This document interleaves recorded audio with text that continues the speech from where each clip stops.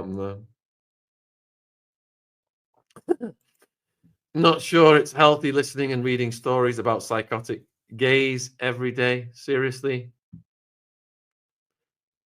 Let's see. The pimp. Does Sir Keir have a backdoor key to Lord Ali's place?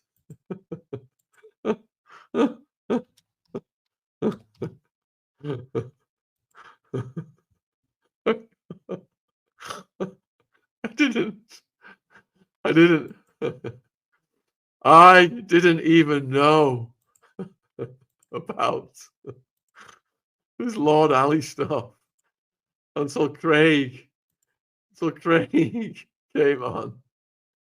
And look, guys, each to their own. We're not knocking.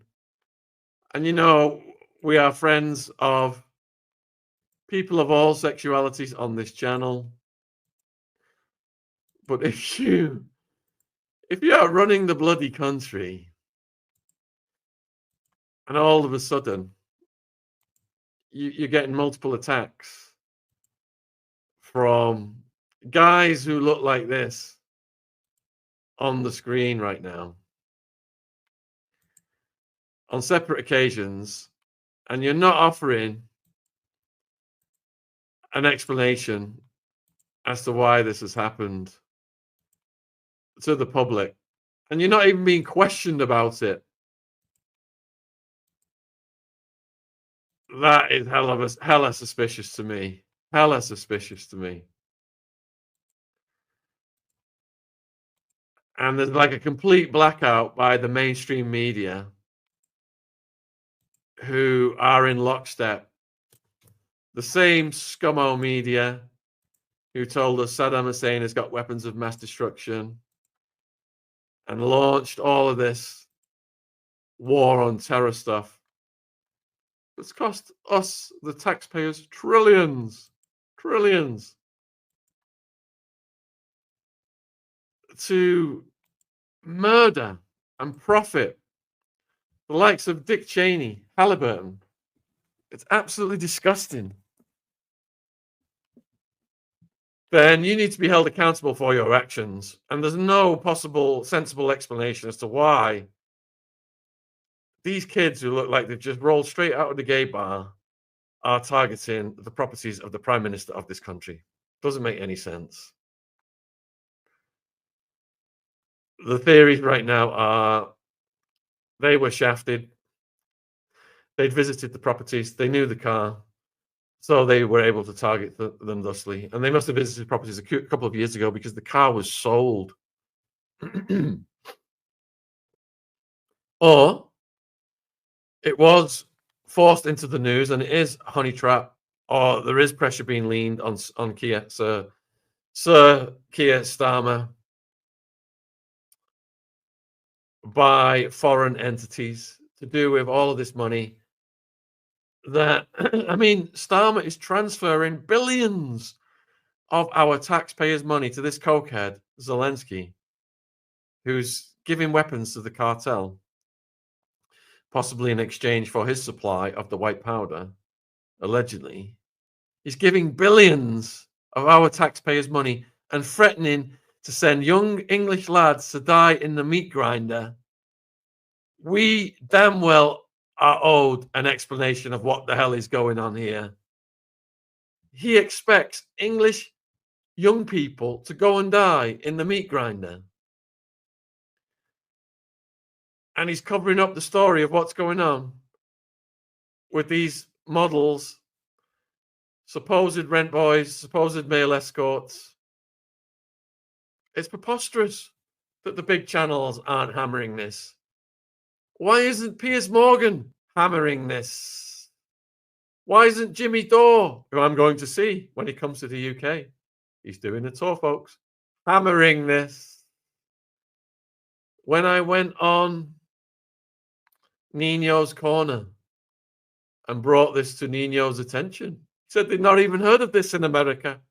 It's not getting reported in the news, folks, which makes it extra suspicious. PP's question: what would be your approach, Shaun, to disciplinary actions towards said rent boys? PP, the consequences for said rent boys need to be determined by the court, because, I mean, do these guys look like killers to you? Look into their eyes. I mean, look at the guy on the right. He looks like he wouldn't harm a fly. He looks so innocent. Why would these guys hit those properties outside of Keir not paying for the goods and services provided? They would have been manipulated by someone at the head of the conspiracy. These guys were put in motion. If it is intelligence, then they are wind-ups. Put 1 in the chat if you think, guys, these guys are mad over an unpaid male escort bill.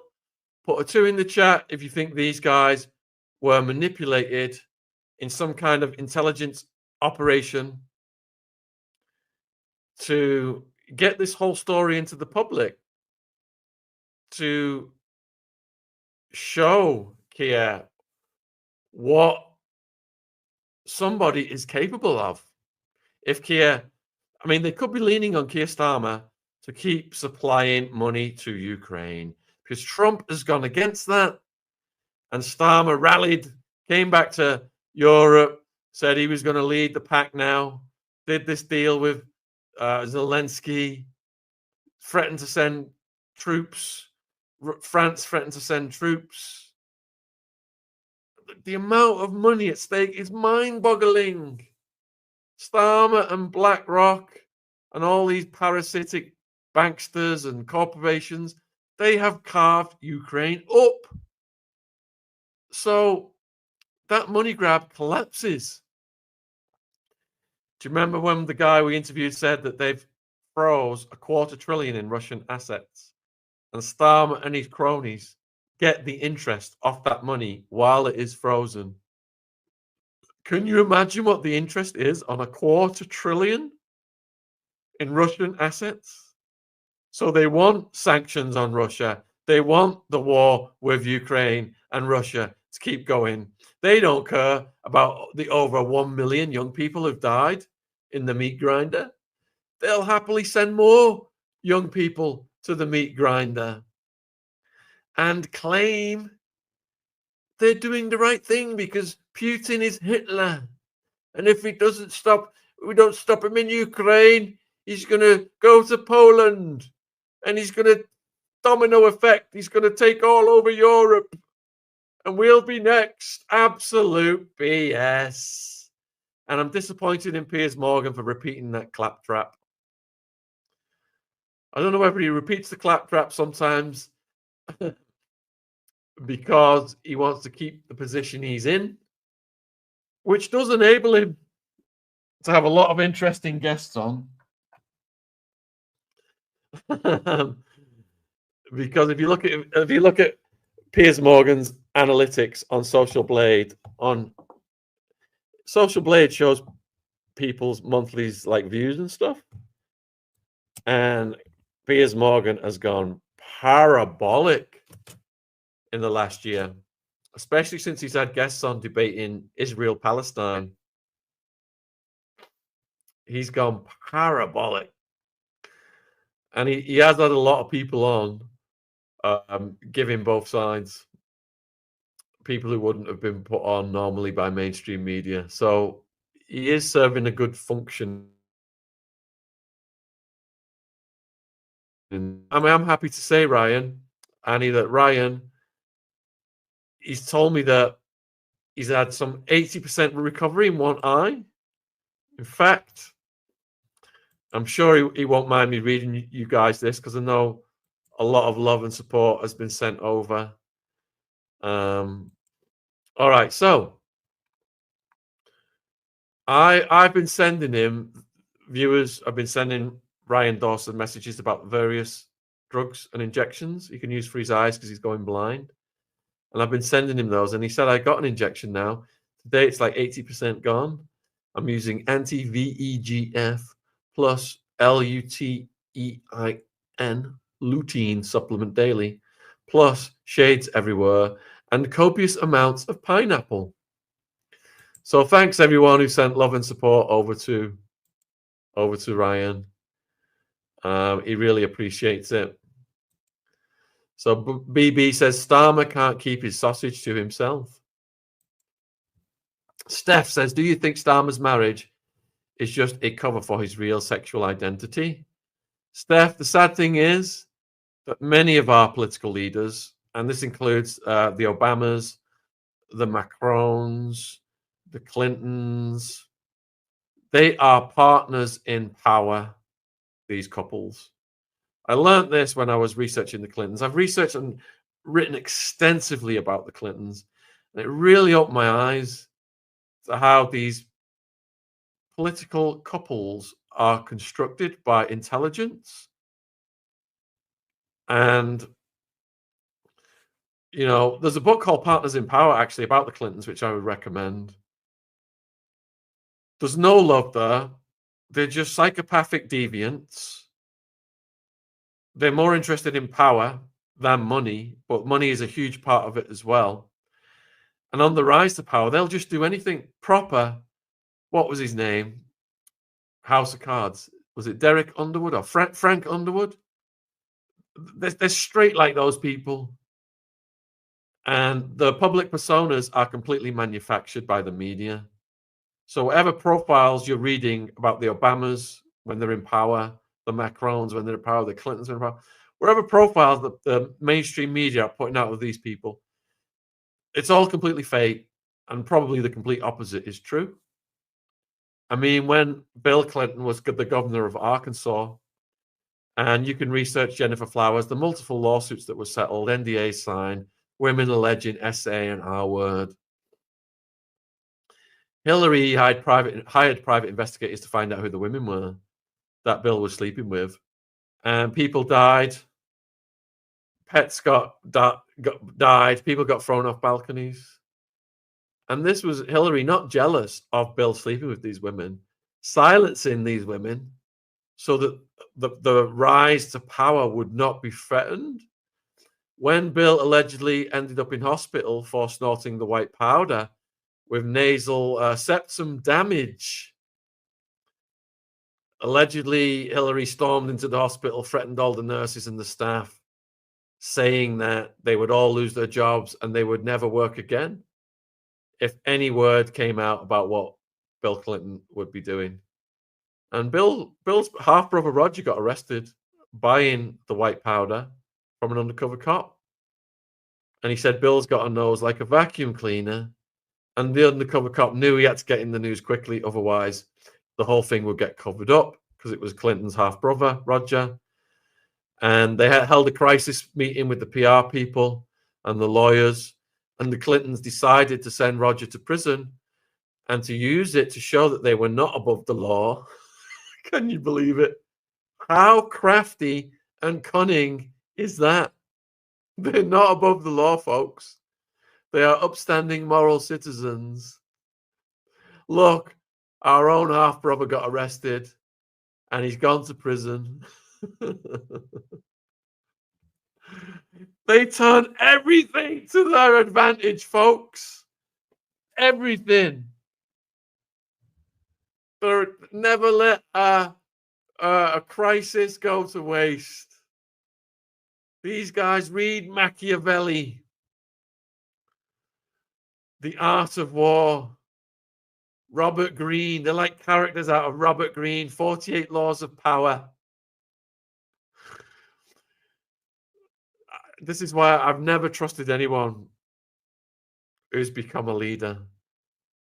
And I've never voted. And because they're constructs. They have to play ball with the intelligence agencies. The Clintons played ball with the CIA and the Bush crime family. George H.W. Bush voted for Hillary Clinton. The old ass grabber before he expired. Going round in his Zimmer in his wheelchair, grabbing asses. Allegedly. Voted for Hillary. And that's a Republican. Because those two mafia families were in bed with each other, going back to the importation of the white powder. Coordinated by Felix Rodriguez, who was under George H.W. Bush. I think he was the guy who hunted down and killed Che Guevara. And then Oliver North, remember him, the colonel who got up? He took the fall, Iran-Contra. He was the fall guy, the underboss for George H.W. Bush, the ass grabber. Oliver North had diaries documenting the kilos of the white powder.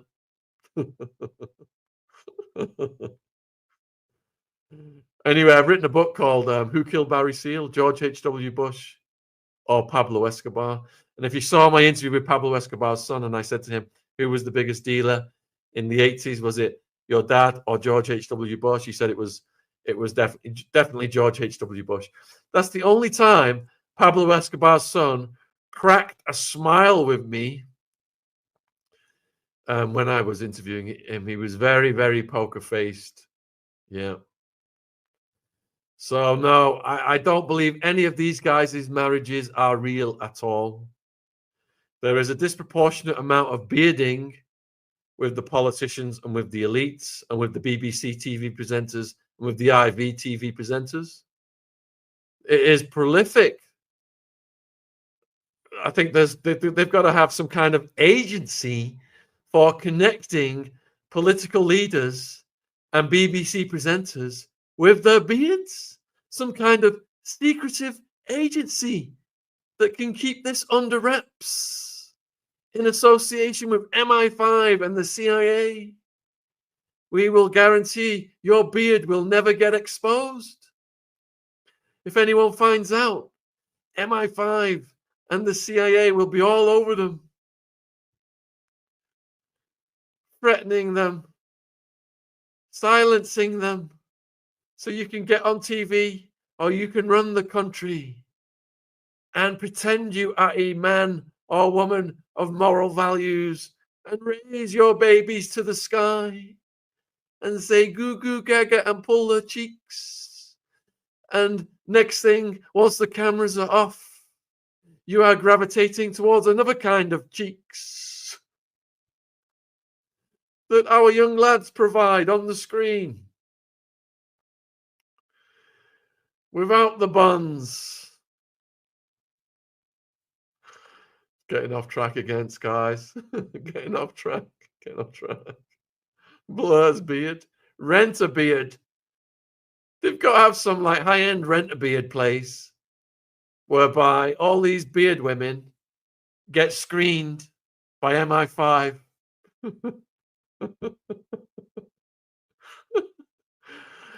Well, I pride myself on my sensible journalism, folks. What has happened tonight? Seth delaying his appearance has caused a mass deterioration in the tone of the channel. And I apologize to anyone who may be offended.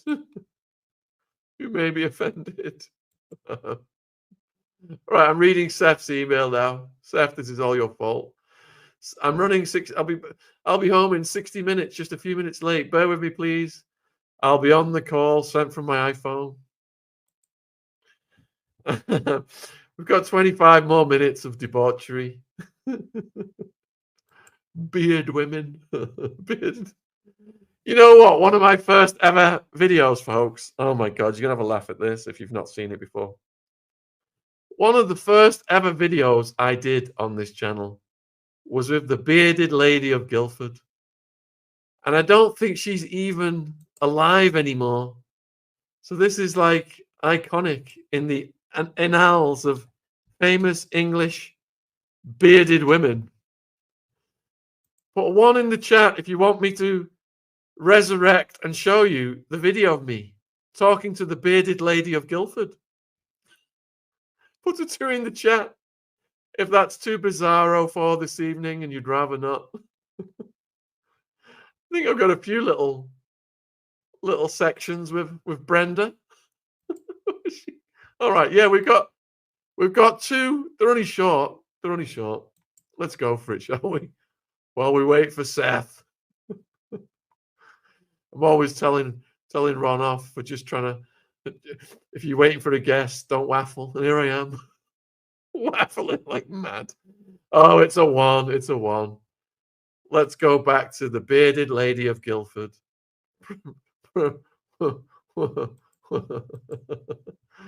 Oh my goodness. Let me see what year this was. Let me just put bearded in the search box. This was 2011, folks. 14 years ago.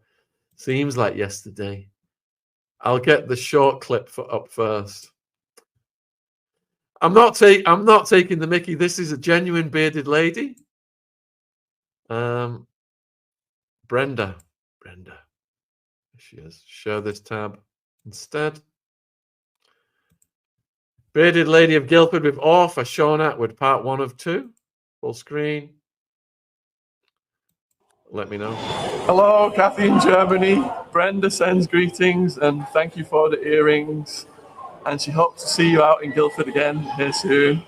All right, bye. Say hello, Kathy. Hello, Kathy. Thank you for the earrings. She said thank you for the earrings. Very nice of you. Stop. All right, let me give the context on this one. So back then, I was dating a German lady that I met on MySpace. Remember MySpace? And I would always kick it with Brenda. She used to hang out in the McDonald's in Guildford. And, you know, I would sit and talk to her. Lots of people were taking photos of Brenda on the sly and putting them online. But I would talk to Brenda and I would ask if I could take a little video with her. And when I went to Germany, my girlfriend Kathy in Germany bought some earrings for Brenda so that when I came back from Germany, we gave Brenda the earrings and she loved them. She adored them. And this was a thank you message back to Kathy for being so thoughtful. With getting these earrings. Yeah. So let me get the 2-minute one up now. Let's see. Bearded.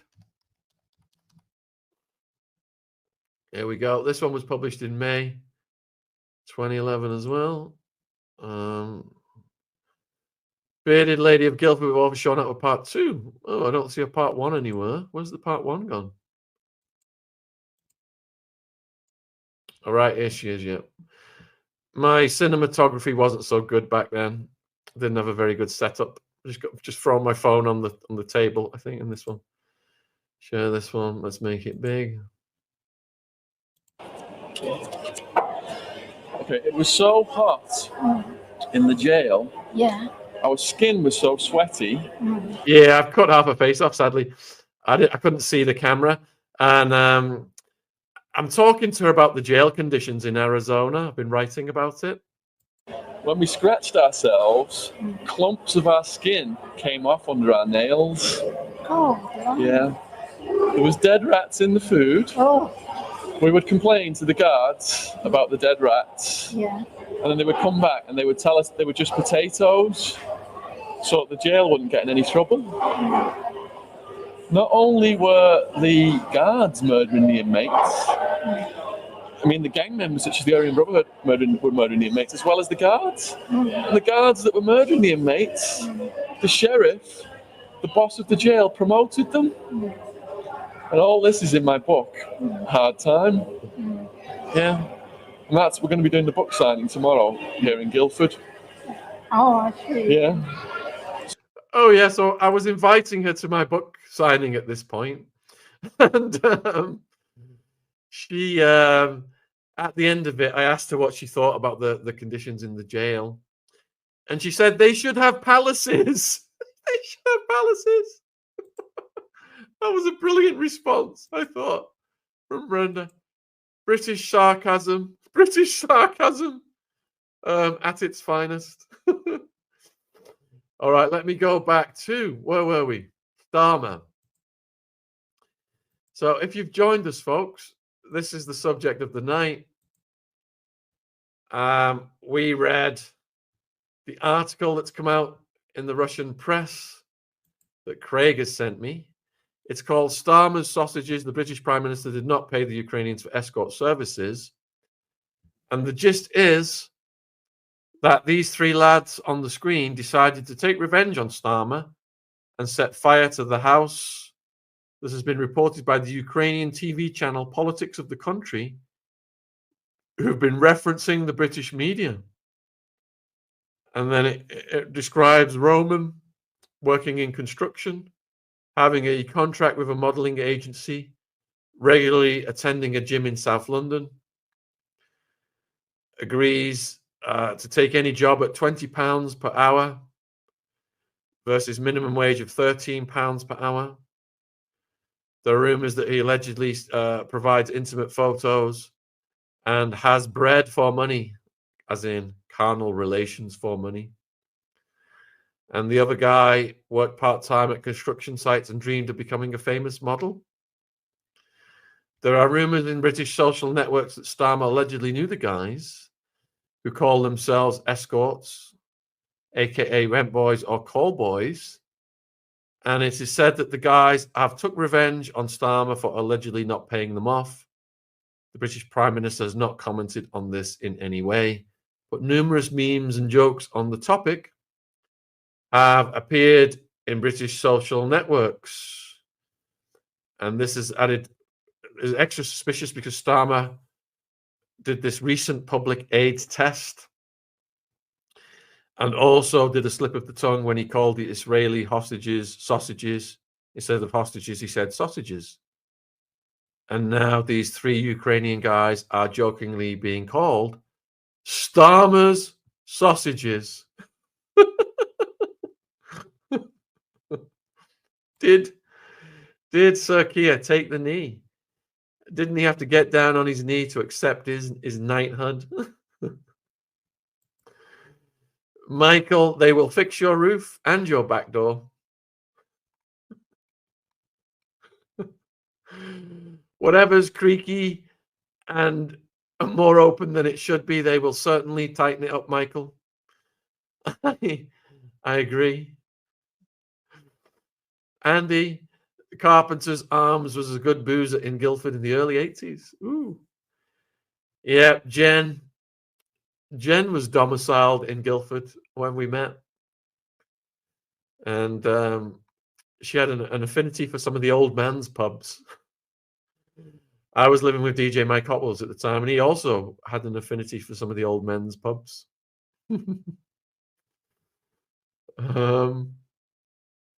Let's see.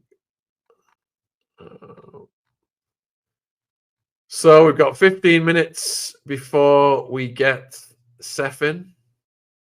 Oh, Shane, the guest booker, is back now with a vengeance.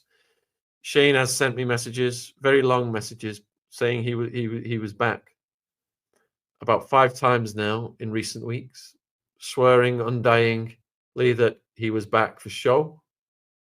But then sadly his mum got ill and he had to postpone coming back. But he's back now, and his first guest was The Punisher.